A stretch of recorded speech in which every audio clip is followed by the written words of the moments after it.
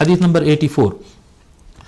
حدثنا قتيبة عن مالك يعني تحويل وقال حدثنا إسحاق بن موسى قال حدثنا معن قال حدثنا مالك عن أبي الزناد عن الأعرج عن أبي هريرة رضي الله عنه أن النبي صلى الله عليه وآله وسلم قال إذا انتعل أحدكم فليبدأ باليمين.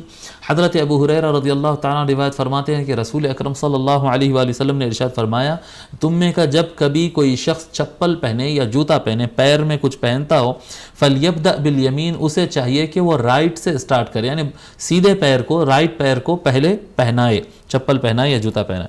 وَإِذَا نَزَعَ فَلْيَبْدَأْ بِالشِّمَالِ، اور جب وہ جوتا یا چپل اتار رہا ہو تو پہلے چاہیے اسے کہ لیفٹ پہلے اتارے، پہلے لیفٹ کو اتارے. پہنتے وقت رائٹ پہلے ہوتا ہے اور اتارتے وقت لیفٹ پہلے ہوتا ہے. فَلْتَكُنِ الْيُمْنَى أَوَّلَهُمَا تُنْعَلُ وَآخِرَهُمَا تُنْزَعُ، بس ایسے ہونا چاہیے کہ سب سے پہلے سیدھے پیر کو پہنانا چاہیے اور سب سے آخر میں سیدھے پیر سے اتارنا چاہیے.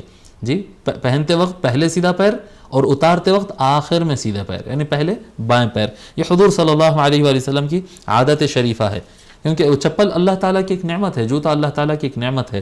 جب اسے نکال رہے ہیں تو اس کو بائیں پیر پہلے نکالنا ہے اور سیدھا پیر بعد میں نکالنا ہے.